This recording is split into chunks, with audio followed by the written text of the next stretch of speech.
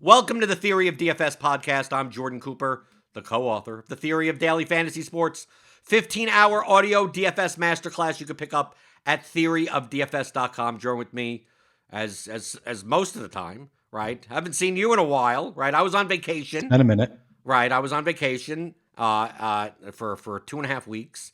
Then I got some guests on or whatever, and now I get to check back in with you, Neil Orfield from Stochastic, doing all the stuff. Dude, your face is on a lot of thumbnails on YouTube. Yep. And first off, the main discussion is this new tool at Stochastic that came out that we'll talk about. Sure. In podcast parlance, I mean, I haven't talked to you in like almost 2 months. What's been going on? What's been going on, Neil? Tons of content. So this is my my third live show of the day. And then I also just recorded my high stakes podcast, had another VOD that I'm doing. I've been busy. I've been doing, as you said, a lot of content at Stochastic, doing MLB content, which for me is probably of the three main sports that I do, MLB, NBA, NFL, the least interesting to talk about for me as an analyst. So a lot of the time I'm just the host, which works a lot better for me. I can just ask Adam a lot of MLB questions, but yeah, staying busy. Now we still have NBA for the time being, but I'm looking forward to NFL season coming back because I just, from my perspective, as somebody doing analysis, way more interesting than talking baseball. But how about playing? How about the DFS streets of playing baseball? It's been, I haven't taken anything down. I think I've had a good amount in the top 1%. It's been going fine. I think I've probably lost money on the season so far, but like nothing drastic. I've cut back my volume significantly because I'm on live before lock most days, and I've just over time I've come to realize that I'm not playing as well when I'm on a show as I'm trying to make my lineups. It just does not work for me. So it's been going okay, but not winning anything lately. But you got a new XFL hat. I got a new XFL hat. I mean, this is a few months old. That goes to show how long it's been since I've been on a show with you. Because but normally I use the XFL hat from your first guest appearance from like 2 years ago on the thumbnails. So it's like, this is a new one. I'm surprised you're not wearing your DraftKings white bucket, the beach swag hat. Talk about a waste of a swag box. That was, well, I will say this about it. The towel, fantastic. The bag itself, really a nice sturdy bag. The bucket hat, it's a good joke, but I don't think anybody's really wearing bucket hats these days. The sunglasses I can't wear because I have any prescription. So yeah, some of it was kind of lost on me, but I do think it's a great towel at the very least. Did you see that when I was in Las Vegas? I visited the DraftKings offices. I did see that. Yeah, you were going to go and make some complaints for people. Well, right? I was just joking about that, but I got to go in and see how see how the secret sauce is administered, but not necessarily how it's done. Right. But just go in there and talk to people. You got a tour of the facility. So what was that like? Like how big was it? Oh, they own the building. It's like four stories tall. It looked like a tech office, like the quintessential like tech style office. They have a lounge. They have like a little coffee bar place. They have they have a nail salon, a massage room.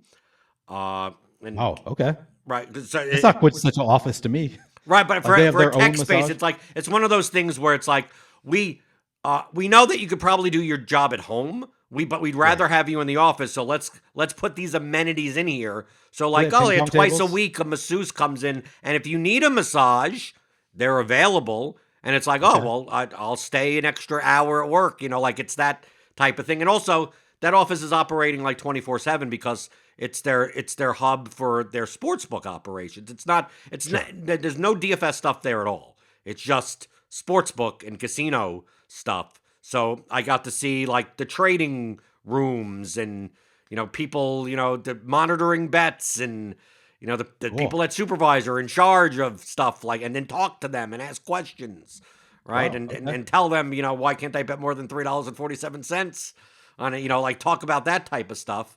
And obviously, when especially in most tech offices, when you get to the front door, they have security there, and you got to sign in. And one of the parts of the sign in is anything you see in here, you can't say anything about. Right? Kind of that type of document. So I'm not even sure. There's nothing that I could share that is unknown.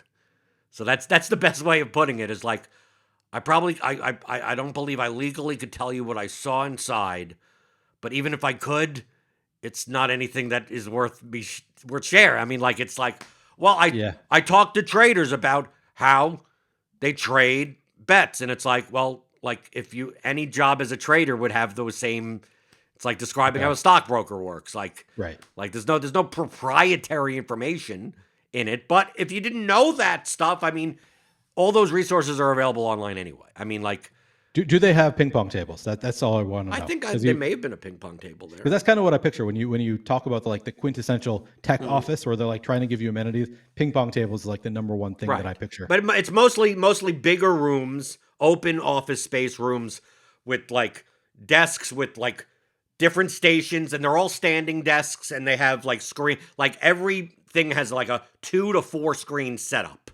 Okay. And now because it was Friday, Memorial Day weekend, like 3% of the workers were there. Number one, a lot of their people work from home also, so it's like it's a 4-story place, and I kept on saying it's like does anyone work here? Like we're going through rooms that should house like 24 people. That like there's no computers. There's just desks and everything. It's like, oh yeah, well no, like these are all the people that we employ, but like either they're working from home, or it's Friday at 4:00 on Memorial Day weekend. Nobody's gonna be there, and nobody's gonna write. So like I think I saw a grand total of 6 people. In literally the entire office, which includes the person that I know that invited me to the tour because he lives out in Las Vegas. I probably could say who he is. I mean, I probably don't mention him on Twitter, but Steve McLaughlin, who used to be the director of community for DraftKings. He did like the VOP committee that I was on. Right. I was actually going to bring up that committee. The that hasn't existed for 2 years. But I mean, you say that, but then I saw Brian Hooper mentioned on Lowell's that he had been invited to be on what sounded similar to me, and then I saw Travis Petty also posted a similar. It sounds like they're maybe doing a new one now or something. No, it's not a new one. They created a whole new department that the focus groups are much bigger. Okay, so it's not like we started with like here's 12 people that we could bounce stuff off, that we respected the diversity of opinions and everything. And because they were going to share stuff that it was distinctly under NDA. Like you cannot share seeing like the flash draft stuff. Like we knew about 6 months before it came out. I mean, before anyone even knew about it, because we were literally looking at it going, does this make sense? Does that make sense? Where do you see the flaws in this? And of course we rip most of their stuff to shreds, and they go, well, thank you. Now we know what people are going to complain about. But not going to change anything. It's just okay, thanks for letting us know. And it's like, well, why don't you change? Well, because we're not going to change, because that's what we decided on. Like, you have no power to do anything. Well, thank you for your feedback. Now we can tell the PR department what the message is that we have to send out. Like that, it was that type of thing. So what they're doing now, I believe, when they disbanded that is like, no, we're gonna reach out to 500 different people for different things. Like, if we need to test this one, we'll just reach out to 50 people and say, hey, do you want to? We'll give you some, free credit, and here you go. Take a look at this little thing, sign this little NDA, and maybe the types of stuff that they're looking at is stuff that comes out like 2 weeks later, like a very quick, iterative type of things when needed, and they don't need this like very focused, like small knit group. Because if they made that group 100 people, like shit would get out and it would get out of hand, and they wouldn't be able. You can't have 100 people talking at the same time, that type of stuff. But basically, the guy that was in charge of that lives out in Las Vegas now, and I mean, he used to be on the 2+2 boards also. So I didn't know him, but I knew of his name back in the poker days when I didn't know what you're talking. That's a poker thing. 2+2. Yeah, 2+2 is a big forum. Not as much anymore, but it's still prevalent. So last year went out to Vegas. Like, hey, what's that? And we went out to lunch. It's the type of thing of like, hey, you're in town, whatever. And he's like, oh, why don't you take a look at our new offices? So come down. You could speak. You could look at our trading room and speak to some. If you have any questions about anything, talk to the trading people. And okay. So me and my wife went down. My wife pretty much played on her phone because she had no idea what the conversations were. It's like, oh, okay, that's nice. And then I'm asking all this type of stuff about arbitrage and player profiling, and she's like, whatever. She's getting the fancy coffee and the snacks that they have there, and whatever. So I went. So I couldn't talk about DFS. There was no like even the people that are there for sportsbook operation. They have like nothing to do with they're totally different department. Totally different department. They're not even they. It feels like they don't even barely understand how daily fantasy sports even works. Right. Like as a thing of like it's the head of separate. DFS. The head of DFS for DraftKings actually lives out here in Minnesota. I think that's his title, head of DFS. I've DM'd with him a little bit. Probably going to get coffee with him at some point. But I was shocked to learn that he's in Minnesota and not in. I think of Boston as being like the headquarters for DraftKings. I didn't even realize that Las Maybe Vegas you're getting is a big fish. part of it. Maybe that's not the guy. Maybe. No, it's. I confirm that he is the guy based on the DraftKings people following him. And talking to a couple people. That's how little DFS matters to them anymore. That they could just like, you know what, we're just going to leave you out in the middle of Minnesota. Like we don't need you at the office, right, anymore. Yeah, they don't need him there. But it was interesting. I mean, just it's an office, whatever. And you can't talk about what you learned. You can't talk about. There's nothing I really learned. I mean, all the questions I asked are the same questions that other people ask. The responses I get back are practically the same responses that normally get asked back. I mean, like it's. Which you can expect, yeah. It's right. That's what I'm saying. There's nothing I'm going to learn, other than the fact of maybe their processes. This is when it comes to like dealing with liquidity and markets and adverse selection, is that they have a blunter method than what we would expect, and they'd rather not have a blunter method. They'd rather have a more precise method. But as of now, they're working on it. And then from a perspective, they come from, consider a casino type of mindset. So a casino, like when you go out to Las Vegas, when you go out to any casino, like, dude, there's like are you a gold player? Are you a platinum player? Are you a diamond player? Like, how often do you come here? How much action do you give? Right? I went on a Carnival cruise for almost nothing. Right? You couldn't get that. Why? Because I went on 6 Carnival cruises before, and I played 1,500 points worth of blackjack every time. Right? So here you go. Here's pretty much a free cruise. I mean, but you can't get that. So like they think in those terms of who are their best customers. They're going to prioritize them and their action over ones that they don't believe are their most valuable customers. And if you can't get the money down, even on markets that are efficient, it's because that liquidity is going to people that they prefer more than it. It has nothing to do with you. If it's available, sure, but you're just not high on the priority list. You're there. We have all these comps that, like on Carnival cruises. The way that it works is that they have all these comps available, and then they're going to give those out regardless. And it's just like, how are you? Like, okay, we're going to start giving out these comps. Let's start from who's the most valuable person on the ship? Who's the second most valuable person on the ship? You know, stuff like that. And if you have some cruises, you'll be the 81st person. Some cruises, you'll be the 16th person. And it just, why did they get a free spot treatment and I didn't? And even though we're both playing at the same blackjack table, it's like, well, they've been on 14 cruises and you've been on 6. Like, that's like, they're available to you, but it's just like, nope, we're prioritizing them. So that's kind of the reasoning that I've gotten a sense of that. Because one of the main questions is like, dude, if I'm beating you on MLB props, like, why can't they put a $5,000 bet on a NFL side 5 minutes before the game? Right. Like, it's like, what's it? Because they have a blunt methodology. Right, because they have a blunt methodology. It's just like, well, we have X amount of liquidity available at the time, and we're not going to prioritize you, right? And we know that you beat us in MLB props, so screw you. If you even though we know that you don't have an edge on this bet, there's some Joe also betting $5,000. We're going to give it to him. Because if we don't give it to him, he's going to go somewhere else. You're price sensitive. You have no brand loyalty to us. So yeah. So you're going to be treated worse. Do I necessarily agree with that mentality? Not necessarily, but at least it's a reason. At least it's like, from a business perspective, if they believe that generates more profit for them, how do I blame them? Right. That's what the business is doing, trying to make some profit. Right. And then you take a look at the Circas of the world, the Pinnacles of the world. I mean, mostly Circa. It's like, you know why you can't beat MLB props at Circa? I don't. Because they don't have them. Oh. right? I don't even know what circuit is. So Right, can't answer that question. Circa is considered the American sport, the sharp sports book. That Okay. it basically takes whatever acts like they operate the sharp model of set limits low and move the line based on profiles. And but if you want to put 10 grand down when the limits are 10 grand, we'll take action from anyone, type of thing. Okay. Their margins are lower, but they also can't offer a menu of 30,000 bets on a given day because they can't have efficient lines on a 30,000.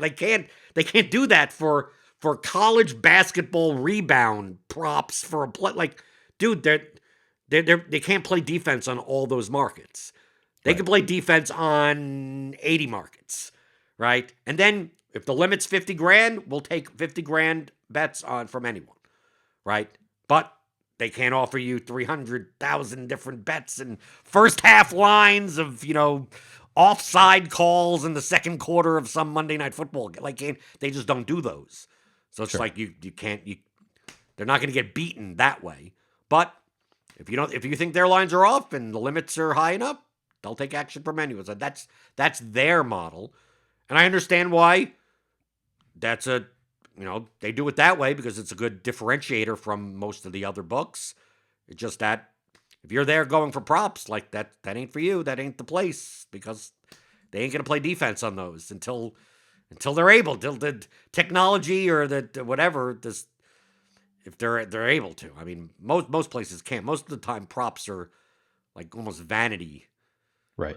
Right. Like they're there as a plus, not as the way that like that. You start putting $500 down on all these props, like you're gonna get no matter if you're winning or losing, you're probably gonna get limited to some because the liquidity is not going to be there. Like it's going to come down to prioritization of, dude, like you're like one of the only people betting this hits prop on the Royals game for Vinny Pasquantino. It's like we may only take on this market $967, and you're 500 of it, right? Like we can't just give you all of the liquidity all the time. So we gotta limit it. And obviously, as more people catch on to markets that are not being defended well, the liquidity starts going up. And they're like, well, once they see the liquidity go up, they know, okay, we have a market that's being attacked. So it's like, we don't mind taking $1,000 total on this market. Yeah, but now you have 57 people that want to bet it rather than 3, right? Because people find it and they go, and next thing you know, yeah, when it was $1,000 liquidity, you could put down $300 on it because there's only 3 people betting it. But when there's 57 people betting it, it's like, how do we take bets from 57 people? Well, we could give them like $12 each. So that's this is the explanation of like how this is done. It looks horrible from an optics perspective because if you don't understand even if you disagree with the methodology, you can understand why a sportsbook would operate that way. Yep. Right? But from the front end of the spectrum, it just looks like, wow, I've won some props over the past week. And now you're limiting me. Now you're limiting me. And now you're also limiting me in just like an efficient market. I just want to bet on the Mavericks game or something for fun. And I can't bet. It has to be sent to a trader for $50, right? Because it only allow me $23.17 up until that point. It's like, why? It's like, yeah, because it basically, the technology has profiled you as someone that we should watch the liquidity of, and it's just across the board. Sure. And hopefully could get better on that. So is there anything that I've shared that is unknown, is proprietary? No, I don't think so. This is how if you watch videos of like sports betting conferences where like sportsbook operators are, they have panels about this stuff. I mean, like it's not like, oh, well, SB Tech at DraftKings does it. This very specific, like, no, this is just a common industry standard kind of mentality of thinking about it. Okay. And you're doing a lot more running. Seems like you do a lot more, running the top lineups and top prop parlay. So it seems like Stochastic is putting out a good amount of tools that make it a lot more efficient. That if you are utilizing stochastic projections, but only stochastic projections, that you could plug in. Like you don't like Stochastic does. Like we're going to talk about this sim tool. Yeah. But you're like parlay slash. We've got Bet Pro, we've got Pick'em Pro. So Right. like we've got But for those tools, can I upload my own projections for that? Statistical projections? No, you can't. No, not to Bet Pro or Pick'em Pro. And then we also have the Odd Shopper channel where we also have Odd Shopper, Pick'em, Odd Shopper Parlay, etc. Right. All But it's all based around the use. statistical projections that drive the DFS projections, right? Yes, on the stochastic side, yes. So we have two different models. The stochastic side is going to be like how the based on the stochastic projection. So it's going to be how do these different lines look based on the stochastic projections. On the Odd Shopper side, it's also market based. So the Odd Shopper, it's actually not using stochastic projections at all. It's just based on like how different props compare to other props. Right. It's the difference between the top-down approach and the bottom-up approach. Yep. One is we are originating a projection and then comparing it to a line.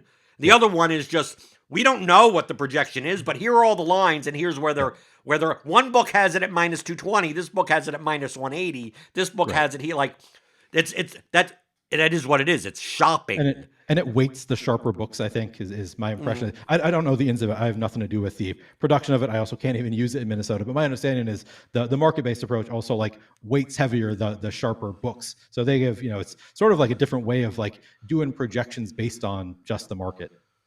Right. But I mean, but you can't, but for the origination, like I can't upload Derek Hardy's bat projections into Bet Pro and then have it show me. Like it has to be based on the stochastic, correct, statistical projections. Yep.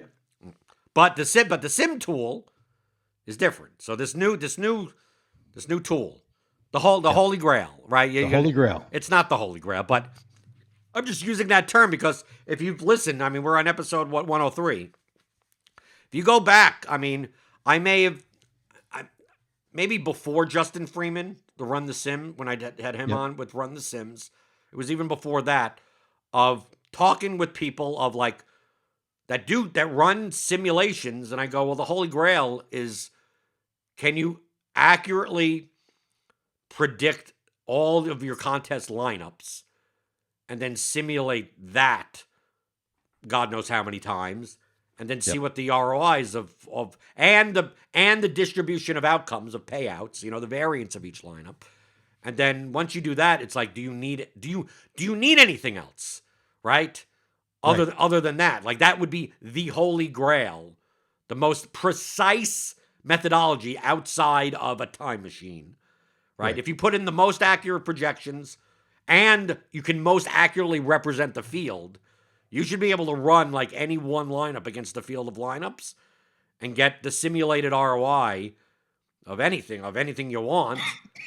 And then you just play whatever diverse portfolio. And then obviously there's portfolio theory if you're playing more than one lineup. Yeah. But like that would be like the Excel tools that I offer in theoryofdfs.com. You're essentially trying to piece that together. I mean, the portfolio correlation matrix I've shown on multiple shows how let's try to figure out what the top 100 most owned lineups are going to look like based on if people are using stochastic projections, this is what they're going to play more often, right? We're going to see these combinations more often. People use these projections, they're going to see these combinations more often. You look at the ownership and you go, what combinations fit in what salary things? And you go, okay, I could kind of predict like what the most popular 50 to 100 lineups could be, right? Based on this. Now, once we get down to the outliers with the 1% owned guys, there's much more margin of error. Yeah. But if you could do that, because you could do that post like the stochastic sim tool has a post contest simulator. Like that you could simulate from what you had the actual lineups that were in the contest. Right. We have the actual lineups now, so we can simulate ROI, knowing what the actual ownership was, knowing what the stack ownerships were, et cetera, et cetera. Yep. Right. And then go, okay, based on your projections, right? Your player projections, run the simulation and go, okay, what's the simulated ROI? What's the actual ROI? And then that's all you're looking at. So the post-contest simulator is absolutely useful, but that's more like a results DB and more like a lineup rewind type of thing of study. Like I built a bunch of lineups.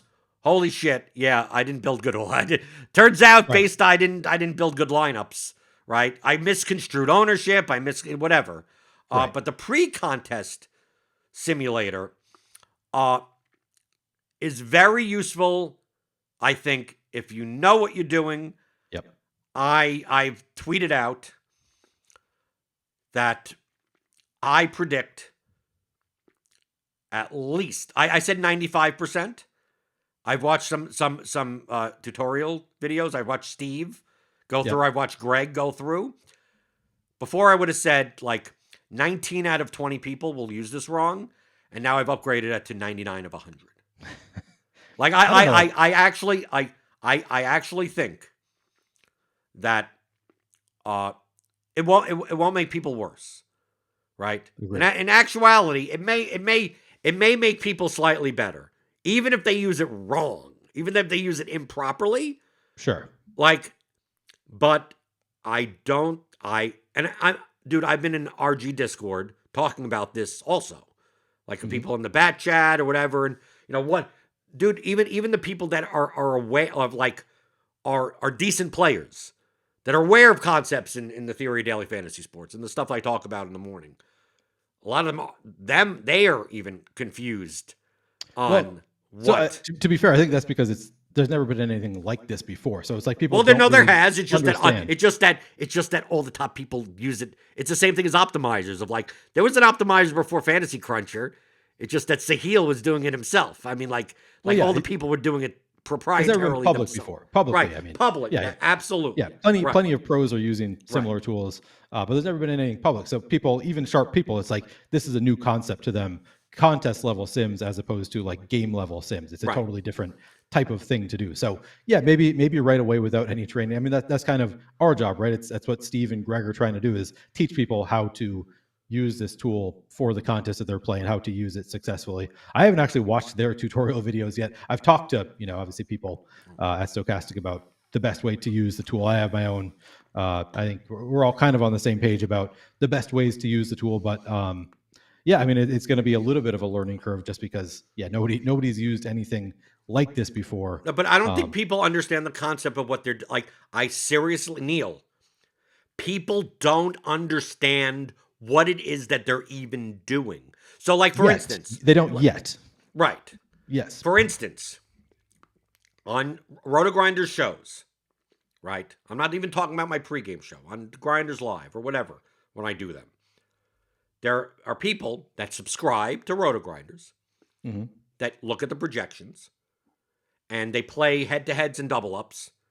And so Aaron Judge was in the optimal lineup, and I played him. It's like these projections are like, of course, the optimizer chooses Aaron Judge. It's like, no, all it's doing is solving a knapsack problem with like the optimizer isn't doing it, isn't thinking anything. You think that's what it's doing, but it's not. It's not picking players. It's just saying, based on this fantasy point column, these salaries and these positions, how do I fit the most amount of this column points into those? That's what's called a knapsack. So you had problem. any kind of constraints, yeah. Right. Yep. Right. Without any constraints, this is what this lineup is 114.81.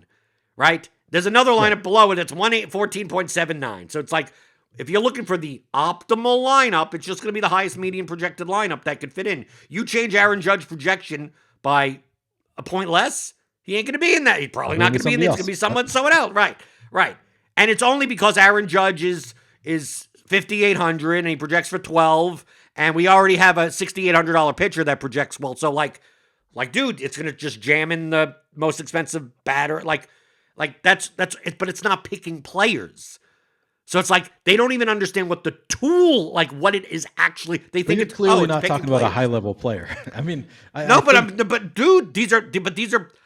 Remember, there's a whole subset of people that play DFS, and only a small portion even subscribe or watch these types of shows or your types of shows. So now we're still 80% of the people that are playing. Of course, they're not playing liquidity wise. They're low because it's ones and twosies and everything like that. Sure. But 20% of people that are, subscribing to Stochastic or Roto-Grinders or wherever, like they're already the top 20% of like being aware of stuff.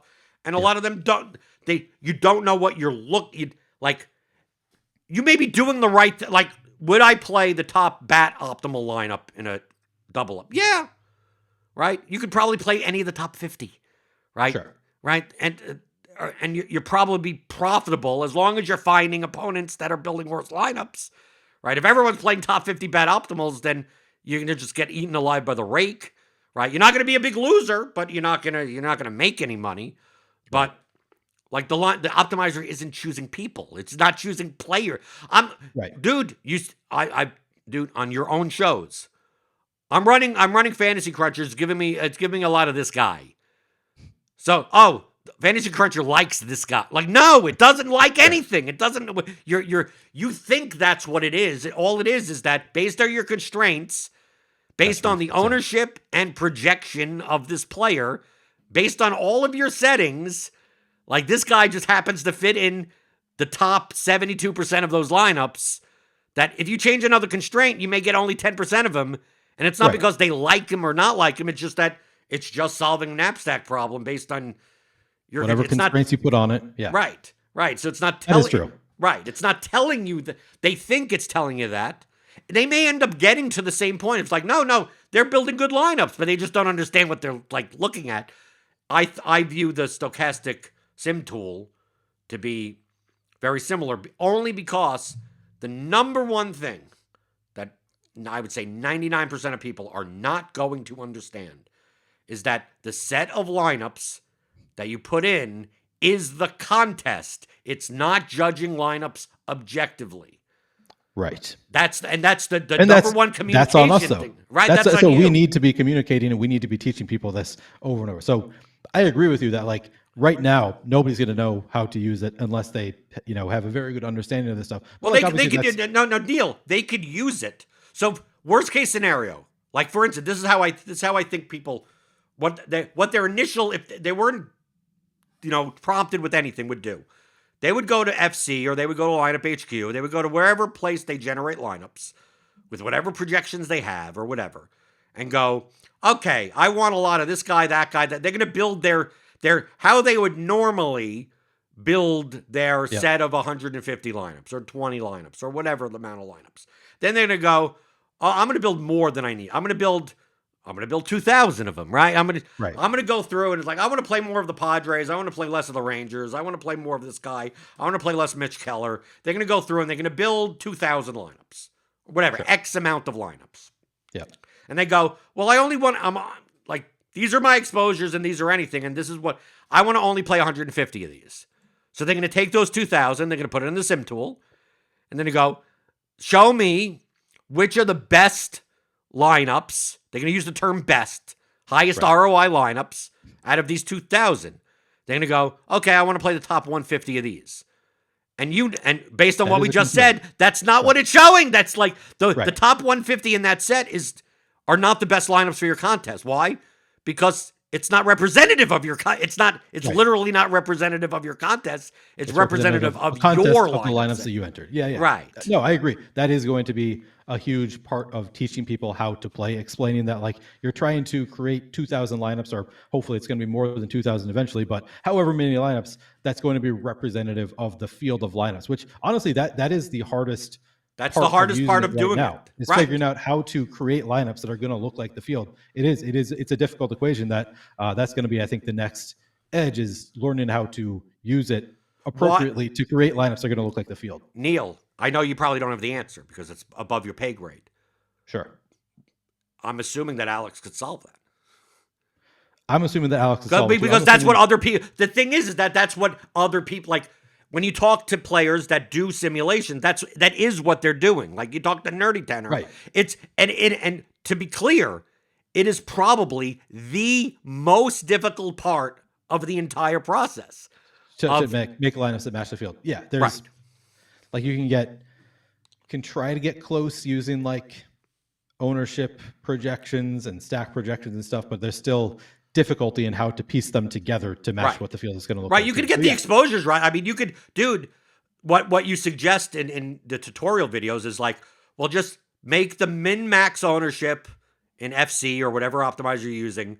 If so-and-so pitcher is going to be 32% owned, have 32% exposure, and that set of whatever amount of lineups. Have, if 12% is going to be these stacks and 10% are going to be those, so put them in as 12%. But the thing is that are the 12% of Yankee stacks, how many will have Mackenzie Gore at 4% in their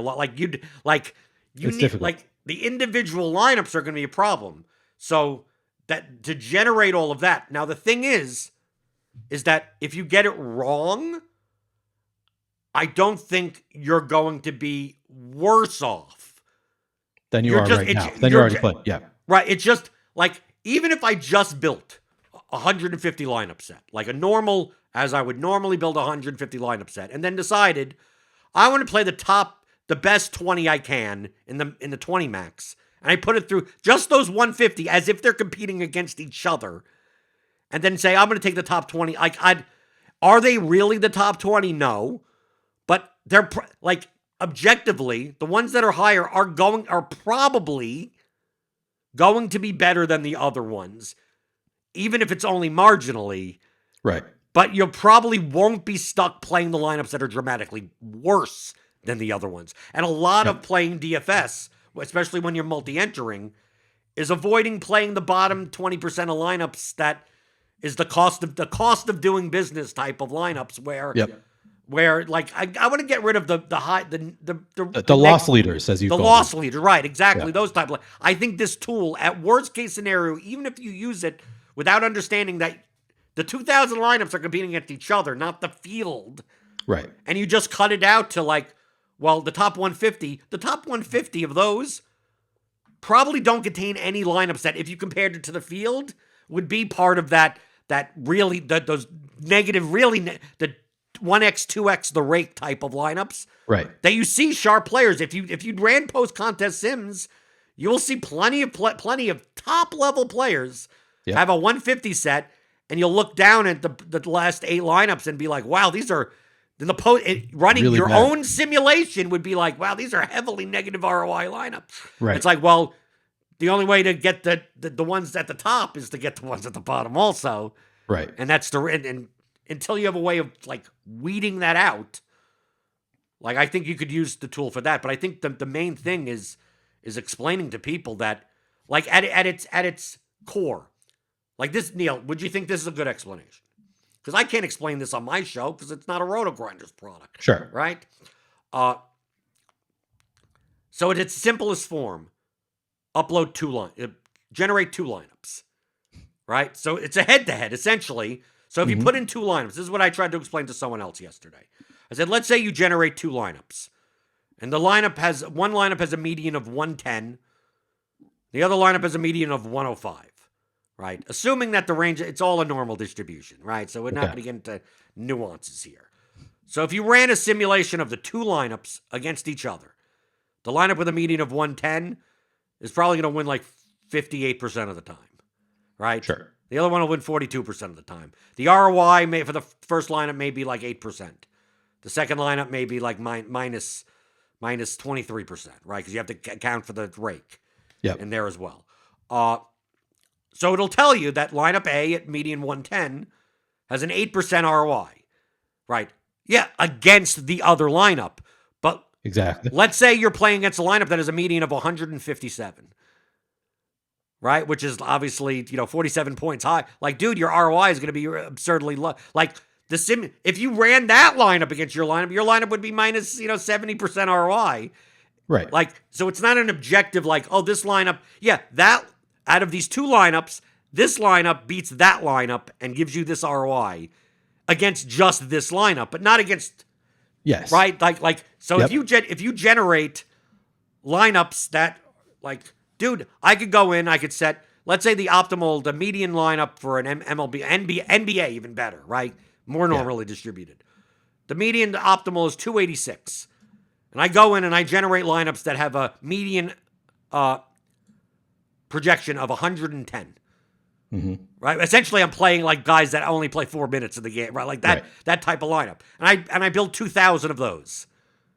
And I put it into the simulation tool. It will tell you that there are some of those lineups that have an 80% ROI. Correct. Right. Yes. In a contest that includes 1,999 lineups that also have a median projection of 110. Yeah, so but you do if you have to put played good those lineups into against the, people that yes. have like you'll never win, right? So like explaining those two things together of like it's just comparing lineups as if the contest exists. So like for you have a column in there is like player ROI, Yeah. right?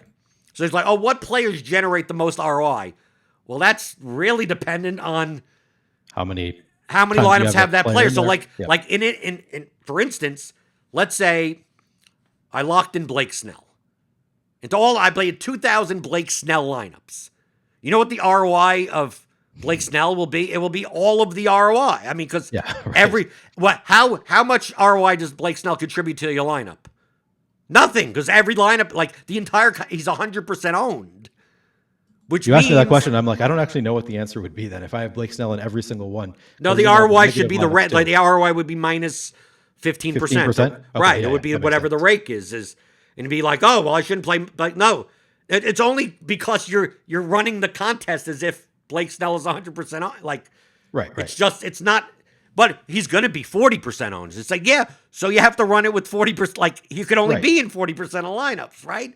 Yeah. Right. In order to make up for that. It's the same thing for if you build a contest, 2,000 lineups, and there's, whatever player, Hao Sung Kim or whatever is in one lineup. Like, you know how much variance there is on where Sure. he's a one-off in one lineup. But you can also see that he's in only one lineup, and if you know what you're doing, you'll understand that there's a lot of variance in his ROI, player ROI. Right. But Yeah. you could see how the average DFS player could just run. I'm going to just run a bunch of lineups that I kind of thinking about playing. I want 10% of this stack, 2% of that. I want an NFL. I want a 3+2 lineup. I want and they put in all that stuff, and they go here are the candidate lineups that I'm thinking of. Rank them for me, and it's like that's not what this tool. That's No. more what Saber Sim. What they do is more similar to that. What if Right. we're going to just score this as a Saber score, more objectively. But even then, I've talked to Jordan. That's also exists within the set of the lineups that you're putting in. Also, it'll rank your lineups in comparison to others in that set, but not objectively against what we believe is the field lineup's going to be. I mean, to me, that's what you do. Like, who is more skilled, who is more equipped to say we're going to predict the exact 38,784 lineups that are going to be in tonight's MLB GPP, and then we're going to show you the ROIs of all the lineups, and you get to pick which ones you want to play. I mean, like, to me, that's end game.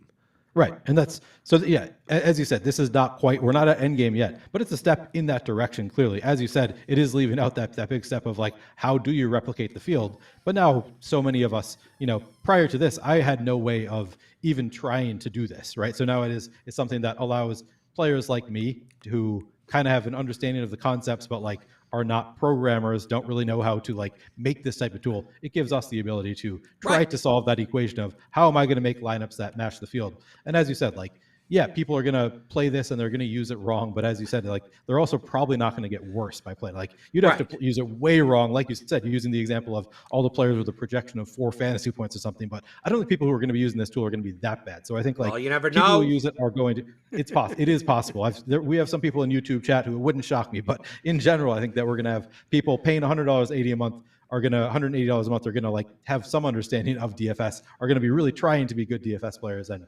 probably entering like highly projected lineups in general. So I don't think this is a tool that people are going to get worse. This decreases the skill gap between the above average player and the great player. Yes, exactly. Right. I don't think it turns the slightly break even player into a better player, only because I think the slightly break even player is barely at the level of which thinking that this tool even I view a spectrum of different types of players. The worst players, they would look at this and go, why am I paying $180 for a computer to tell me what to do? It doesn't know anything about sports. I mean, those are the people we love to have in our contest, right? Then we have like the mildly break-even players. Like maybe they're within the rake, minus 15% to 0%. They would be probably better off learning more like theory concepts, So then they could use the tools better first. I feel like you're underselling how difficult it is to be break even though. Like I think that like an actual break even player is like could probably learn how to use this tool. Maybe not. I don't know. But but I'm just saying, in order to use the tool better and use the tools better, probably getting more of a statistics background to understand what the numbers mean. Understanding game, right. Understand game theory and why you're doing certain things and how they interact with one another. Then once you're above break even, which is only like the top 15% of all players, the differences between the top and bottom of that is not that dramatic. But if you could add, like my attitude is that depending on your volume, obviously, if you could add 1% to your ROI, like Neil, if you could add just 1% to your ROI, $180 a month would not only pay for itself, would make you more money. I mean, and that 1% could just simply be weeding out the bottom 20 lineups in your sets and replacing them with better lineups. And your lineups that have a theoretical EV of $1.22 now have a theoretical EV. Now you're playing lineups that have $1.25. Right. Well, Alex and Steve and Tom or whatever may have those types of lineups already. Now you're getting a little bit close. It doesn't mean you're not profitable. Doesn't mean you can't wait. It's just now you're moving your ROI up closer to them, but you're not overtaking them. And also anyone that's in the break-even zone, like they're going to move up a little bit also. Like this isn't like everything changes. And if everyone's using this, because it still comes down to dude, the margin of errors on predicting the field. I mean, it's literally what I do. I mean, that to me, that is my edge of like, oh, this is what everyone in the industry predicts ownership. And I'm running stuff through optimizers going, no, this guy's going to be way more owned, or this guy's going to be way less owned because of that, because how people use tools. And then, especially for small field contests, like to me, I would view this much more useful for smaller field contests, because I think the variance in the outlier results. So, like for instance, Neil, if there was a 50,000 entry contest, right, in let's say football, a non-correlative sport. So let's just say football, right? Versus let's take the Thunderdome, right? Mm-hmm. Let's say it's a 50-person Thunderdome type of contest, or whatever, $1,500 contest, whatever it is. If the third wide receiver, if Van Jefferson in the large field GPP is 0.8% owned. Like let's say he's 1% owned. We're talking about Khalif Raymond, some $3,200. So you take a flyer or something on 1%. 1% of 50,000 lineups is still 500 lineups. You're still competing. Yep. Right. It's still 500 lineups that you need to represent somehow. What stacks, what game stacks are in, like obviously, if probably be more correlative with his own quarterback, right? But who knows? Imagine predicting what defenses are in people's lineups when the defense is 1% owned. Sure. Like, good luck on that. There's 500 lineups with this defense. Good luck in predicting what stacks they're paired with and what running backs they're. Dude, but you still have to there's still 500 lineups that look like that. In a 50-person contest, that 1% on defense literally doesn't get owned. Right? Sure. It's unlikely, right. So you don't even have to consider. You almost don't have to consider players that in large field contests are 1%, 2%, 3% owned. They may, and then if they are owned in your 50-person contest, they're owned by one person, and there's less of a chance that player wins because there's only one combination out against you. You're not sure what combination that is, but you're not up against 500 iterations of it to win first place in a contest that pays $1 million to first and got fucking steak knives to seventh place. So it's like, dude, I mean, when you play small field contests, like especially an NFL, like some running back at 2% puts up, 32 points. Yeah. Like when you're playing like a under 1,000 person contest, they may not even be in the winning lineup. Yeah. I mean, like if you misconstrued and you built the field of lineups to put into the Sims, and you didn't get that right combination of that one lineup, I don't think it affects you that much. But in a large field, it could dramatically affect you because there's just more lineups that could have that player. So that's why I think in the small field stuff, when ownership gets more condensed, like, dude, I could like you show me, the 121 in MLB, and outside of some one-offs or something like that, like, dude, the ownership gets nuts. Like, a pitcher that's 48% in the large field is 70% in the small field. Right. And we have 40% owned stacks. It's like, even with my Excel tool, my portfolio correlation matrix, I could run 300 lineups multiple times in Lineup HQ, run them all through the portfolio correlation matrix, and basically it'll tell me, it's like, yeah, like a good 20% of lineups will have like a combination of like these 6 guys. Right. Right. And then it's like, okay, now let me build 20% of lineups that have this combination. Now I can easily construct a little bit more of what a 200, 300, 400 person contest looks like. Yep. And if I get some 1% owned guy wrong, I don't think it kills. Am I going to get it perfect? No. But I think it's much easier to recreate that. You don't have to worry about, well, how about the stack against the Spencer Strider? That's 0.58%. Like no one, Yep. like if on occasion there will be people that do play it. And I don't have it represented in the one lineup out of 500. Right. That isn't as big of a deal as I don't have 500 lineups represented. Right. Like if I miss that guy, I'm missing 500 lineups I'm competing against. And that's just, there's Yeah. going to be the numbers are going to be way It is off. more useful for smaller field contests. I think it's still useful for a larger field, but yeah, absolutely. It's going to be more accurate for smaller field. You can only upload currently up to 2,000 lineups. So if you really want to represent the contest that you're in, you're going to have to do a contest that's 2,000 or fewer entries to be totally representative of what you're trying to do. So yeah, I think you're right that it's more useful for smaller fields than like the largest field stuff. Right. Or worst case scenario, I think it's useful to say, how can I build the top X amount of owned lineups? Yeah. Try to put those together. You may not get it exact, but it's like, this is the chalk that I'm competing against. Yeah. Right? And then build your lineup. I mean, truthfully, the type of sim that I would want is I want to be able to upload the field lineups. Yeah. And then upload my lineups, but I want it to sim everything one at a time. Sim everything one at a time. So, which means, let's say I upload 2,000 lineups. Yep. Right? And I say, these are my opponents. Here are my 150 lineups. I want you to simulate the first lineup in my set against the 2,000. Okay, so not against your other 149. No, my other one fit, right? Because maybe I'm not playing one fit. Maybe what happens if I'm only playing one lineup? Like, I'm not going to just upload one. Like I want to upload all of my candidate lineups. Let's say I built 3,000 lineups, right? And I'm going, I only want to play 5 of these. So I want to compare, like, if I were to play 5 lineups, then the simulation tool takes 5 lineups at a time, because obviously I'm going to be playing against my other 4 lineups also. Yep. And it takes only all the combinations of 5 of your lineups and puts it with a random of a 1,995 lineups, and then goes through and it says, based on what you believe the field is going to look like in the other 1,995 lineups, we've run sets of all your 5s, and these are the top ROI. Like something like that would be obviously much more advanced, but it allows to be.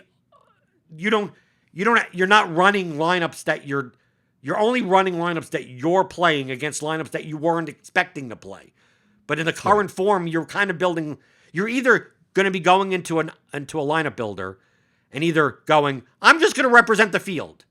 I'm not saying that I want to play any of these lineups, but I just want to represent the field. And then maybe I choose a lineup that is representative of what is going to be played. And I just happen to be the user that's playing that one. Or it's going to be the thing where I'm putting in all my candidate lineups and it's not representative of the field. And based on if it's competing against all my other lineups, which one is the best? The first one is much more accurate than the second one. Yeah. I think that's the optimal way to play it, I guess, is trying to represent the field rather than trying to play just like 2,000 of your best lineups. As you said, I think that it's still going to make the lineups being entered generally better if people use that second approach. But yeah, the optimal approach certainly. And I mean, to your point of like trying to run your candidate lineups against the lineups represented in the field, you can do that. It's just going to take you a long time to run the Sims over and over. Yeah, Right. you can still see how are these Right. lineups going to do against these other 1995, but yeah, it's gonna take you a lot longer. Right, and you could, and also the thing that makes it useful is that you could upload your own projections. You can. Yep. Right. So I could even aggregate stochastic projections with other projections and upload that. Yeah. Right? Whatever you Right, want. whatever to use you for want. projections. Right. So that's fine, and you guys automatically take into your correlation coefficients. Correct. Yeah. Right. Correlation so is included. It's not a player by player Monte Carlo based simulation. No. You're simulating a whole outcome together with other. So obviously, one pitcher gets 42 points. The opposing team also doesn't have like 17 runs, right? In that instance, because one is negatively correlated to the other. Yeah. Right. That type of thing. Because that's important in simulation methodologies as well.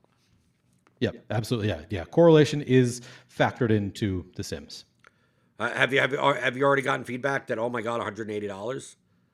Oh, plenty of feedback. Yeah, plenty of people are like, why would I ever pay $180 a month for this tool? It doesn't make any sense. Yeah, we've got that feedback. Right, and it's one of those things where, just like Cardi charges what, like $400 a season for the bat projections, and I go, right, and people, oh, why would I pay $400 for projections? It's like, why? I would pay $4,000 for the projection. right. Like, should be more. It should be more. Like the 100, like to build a tool like you have, right?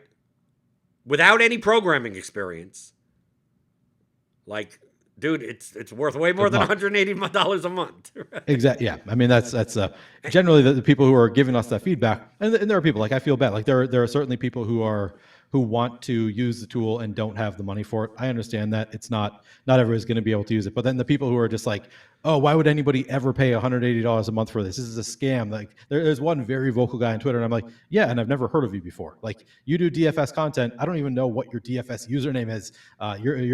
These are the people that are going to give the most negative feedback. Are just like, you're not good at DFS. You don't understand the concepts of DFS. Of course, you're not going to see the value in this tool. Right.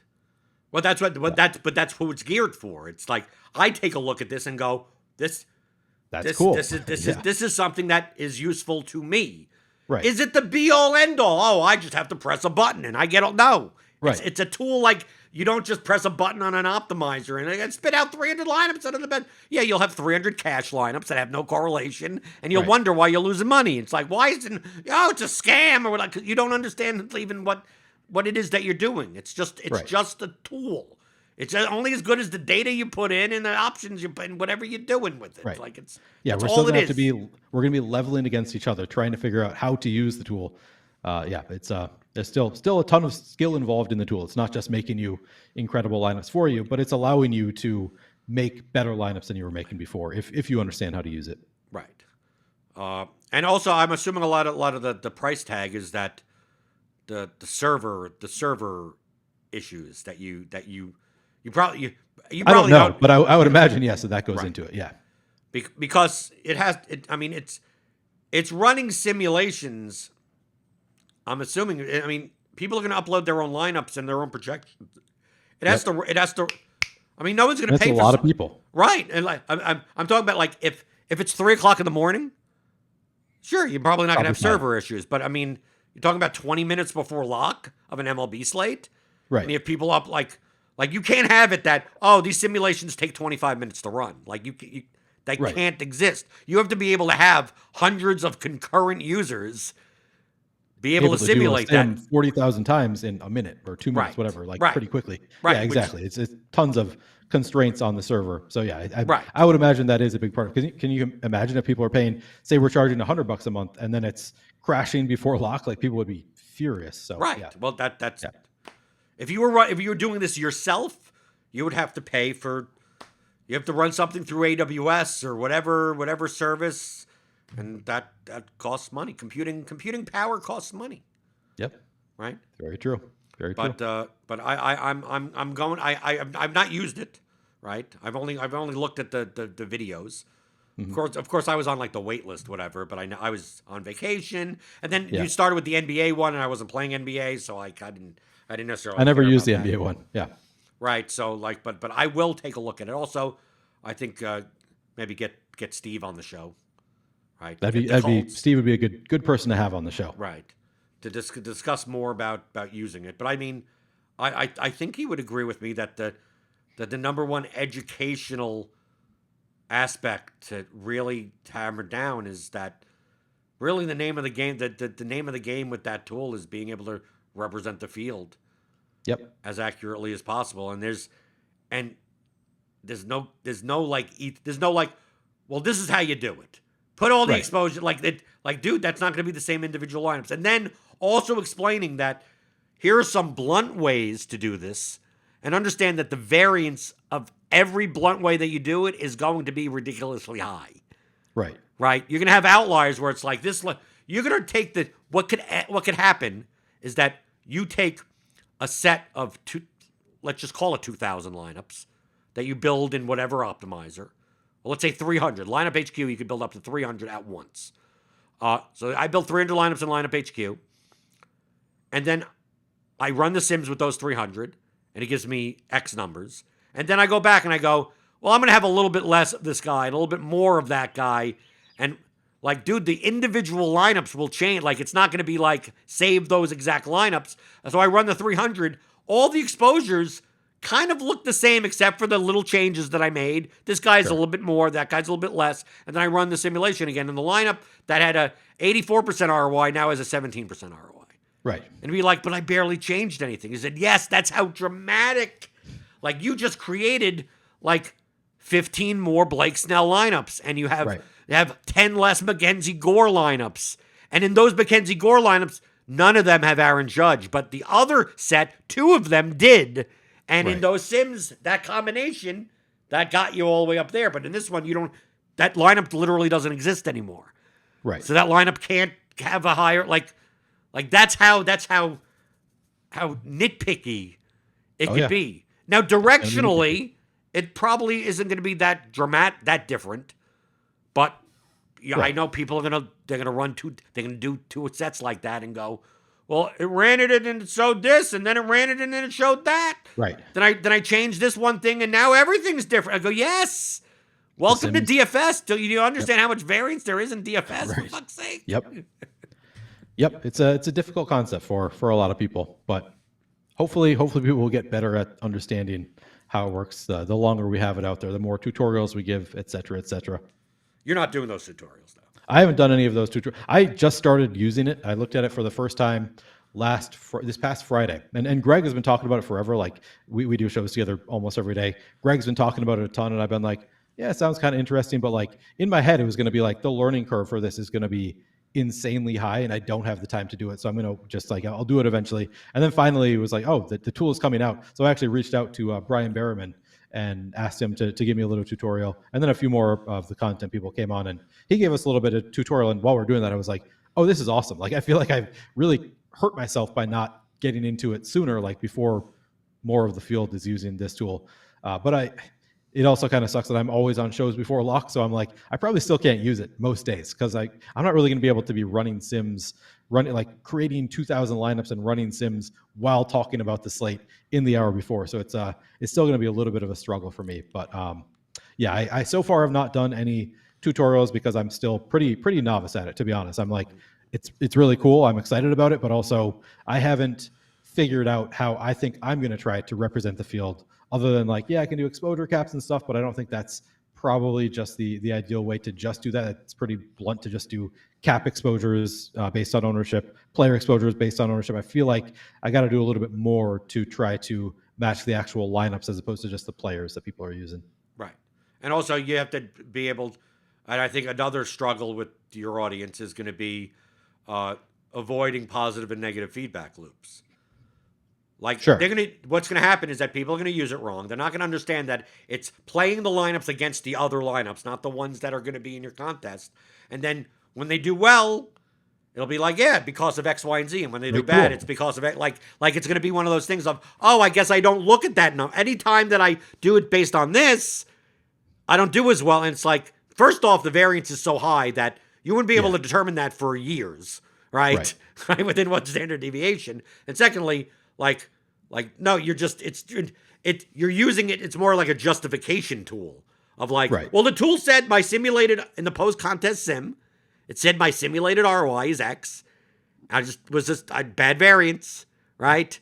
Right. And then it because the thing is that the post contest sims, if you're having any type of reasonable generation of what you think the field is, the simulated ROI is going to be directionally the same way as the actual ROI using your same projections, right? If you threw in another set of projections, if you like, you understand that, so it can end up being like one thing. When you run your own sims, there's no reason, like I know in MMA, right? Because MMA, everything locks. We know, and it's so much easier to simulate that if you put in 150 lineups in a large field MMA contest, and you're running your own projections and your own everything, you should always be the highest ROI in your own sims. Like, I mean, it should always show that. Except for if you're nerdy tenor and if you're not trying to play exploitatively. Right. So he's not always, but yeah, for the most part, yeah. But you should always, in your own simulations, right, your lineup should be the best set of lineups amongst everyone else's set of lineups. So like, you have to go like, well, I'm getting unlucky every slate. It's like, no, it could be that your simulations they're not 100% accurate. Right. So I could see a feedback loop of like, well, as long as the sims say that I'm good, I'm going to keep on doing it. And it's like there have been slates for MMA in particular where somebody that we know who runs sims after MMA lock had me as negative ROI. And I happened to be talking to Daniel, nerdy tenor at the time, and I asked him, and he had me as slightly positive ROI. So like two very sharp people who I really respect what they're doing, but like still in their sims, one person had me as positive ROI, the other person had me expected ROI, I should say. The other person had me as negative expected ROI of like people that I respect. So like, yeah, it can change a lot based on your inputs. Right. So like, but people will overfit their process to fit that. Right? Oh, I did well today. So I mean, people do that with optimizers all the time. Oh, I learned this setting and they don't understand the setting isn't doing anything.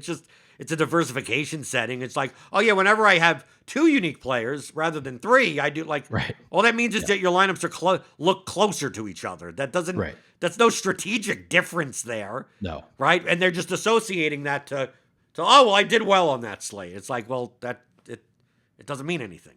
Right. It literally doesn't. I get that question sometimes. How many uniques are you doing today? How many this, how many that? I'm like, these are not good questions. I don't know how to.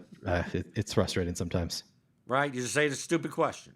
You move. And sometimes it's like clearly you don't watch any of my shows if you're asking me that question. Right. That's the thing that I get frustrated about. I know it is. Yeah. So bad news. Is it? Maybe it's not bad news for listeners. I've seen some comments. You're not going to be on the show anymore. Not going to be on the show anymore. Well, I mean, maybe you'll be back or whatever. So, just to let people know, it's not because Neil hates me, and it's not because I hate Neil. Well, it could. It's a little bit because Blender hates me. Right, maybe. Essentially, during like outside of NFL season, like the show kind of like dips or whatever, and people we have nothing to talk about. I mean, like if it wasn't for the Sims tool coming out, like. What we've talked about. So like, what's been going on a month or whatever. Ship It Nation, obviously. Oh, but I'm talking about that actually would help people and game theory and stuff like that. Probably not.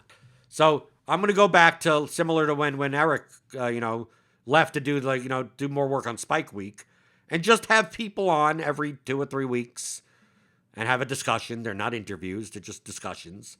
And then probably step it up more during NFL season. So maybe you don't see another episode for a month, right? Maybe it's 2 weeks from now. It's periodically. During football season, we'll probably do every other week or something, and just get different people on. Neil, you could be one of those people, right? Over the course of time, bring your bucket hat next time. Come back sometime, right? So I just want to let people know that the show is not over. It's not ending, right? But Neil, you're taking a new approach. Neil, you're doing more content than I'm doing now. I am. I don't know if that's true. You still do a good amount of content when you're not. You're taking vacations like twice a month, so maybe that's part of the reason you're not doing as much content. But yeah, I mean, I'm definitely doing a ton more content now. When we started, it was like you and I had a discussion about like, oh, I want to get into the industry a little. Like I was still like, I kind of want to get into the DFS industry, and you were like, yeah, I'll give you a shot. Like we had a good interview. You can come on my show, and that was sort of like my intro to the DFS industry to some extent. And now I'm like, doing regular content. So yeah, I've appreciated being on the show. Obviously, it's been it was good practice for me at the beginning. It's been good talking to you on the show. So hopefully, I'll come back sometime as a guest. What co-host am I the best practiced against? Wait, say that again. Like the best practice. Right, against. right. Like what co-host is very similar. Like as far there's as there's nobody like you, Blender. Let me see if there's. It's certainly not Adam. Lofty maybe. Could be Lofty. I could see maybe Josh. Either Lofty or Josh, I would say most. It's not Adam. I know sometimes it is hard to get a word in with Greg. Sometimes just because he's usually hosting, so like he's trying to like keep the show moving. But sometimes I'm like I want to interject, and he just like he will I think sometimes keep talking as a way of like filling the gap before the next thing he wants to talk about. And I'm like I have something I want to say right now. So sometimes so it's probably Greg because I think he's the one that I have to like interrupt sometimes. I never really interrupt Adam. I can wait till he's done. He gives me a natural pause. But yeah, probably Greg is the person who like. We'll keep talking until I interrupt him. So I think probably best practice. But if this was a game of like co-host hero, right? Like Guitar Hero, like I'd probably be like one of the difficult setting. Oh, for sure you'd be the difficult setting, especially for me as somebody who doesn't typically interrupt a lot. Yeah, it's definitely been good practice for me to interrupt occasionally. Right. I need to get more people that are. I need to get Travis Mangone back on. You need more East Coasters. Right. I need more. Right. Exactly. I need more East Coasters. Right. Yeah. Like to me, Travis, Tambo, right? Those are guys that they're gonna keep it going. They're gonna interrupt you. They can speak a mile a minute, and I can interrupt here. They can interrupt there, and they're perfect. A lot of times it's just like the people that are like, oh, they're nice and slow. It's like, no, I don't want nice and slow. Keep on going. Yeah. But people can find you, Player DFS, Player Q DFS on Twitter. And you're tweeting you tweet all your shows. I don't tweet all my shows. I tweet most of them. Sometimes I miss it, but yeah, I try. Now the way that Twitter works now is that the YouTube links actually decreases your visibility. So like I don't and especially if you're tweeting out this very similar things. So like I don't necessarily tweet out all like I'm going live on the pregame show today for just a random Tuesday. I'll do it like for Mondays when James is on, or Fridays when I do MMA. Or there's a special, something like that. But that's the only main reason that I mostly just retweet for the most, like live shows. I don't do right. Because then maybe it doesn't hurt my visibility. Yeah. You do something like that, right? But that's a lot of your feed, a lot of my feed, a lot. Of course, you're gonna get some wrestling stuff on my feed as well, right? Sure. Because I treat my to me my Twitter is my personal Twitter, so it's like it is right. It is what it is, and if you don't like it, then mute me. I don't care, right? Sure. Right. Of course, most people are DFS people, but I do. There's about like I think I have a 2% overlap of like pro wrestling and DFS. There's I don't know if anybody follows me who's not either DFS or best ball. I don't think I get a ton of like non sports people. Okay, so you'll be back on during football season at some point. Sure. Yeah. Right. Let me know. Send me a DM. You know how to reach me. And then when XFL comes back, you'll be the XFL specialist. Oh, we're going to do XFL shows, huh? No. Sure. No, but I mean, there's no reason why you couldn't come on. Are you excited for XFL, Neil? Are you excited for, there's going to be a big contest, and 3 weeks later, it's going to be like $20K total. Right. Yeah, get me in there for the $100K one before it drops down to like $5K to first. Right. Okay. Anything else? No, it's been fun. I'm sure we'll do shows together at some point in the future. But I'm looking forward to seeing who you get on as guests. I've told you before that you should cut me and just do rotating guests. So it's not. I'm looking forward to getting back as being an audience member for these shows. Right. Well, but you listen to the guest ones, right? I do listen to the guest ones. I always enjoy it. Yeah. Yeah, but I'm gonna after we're done with this, I'll DM Steve. Right. I think. And you know what I don't listen to? What? The ones where I'm the guest.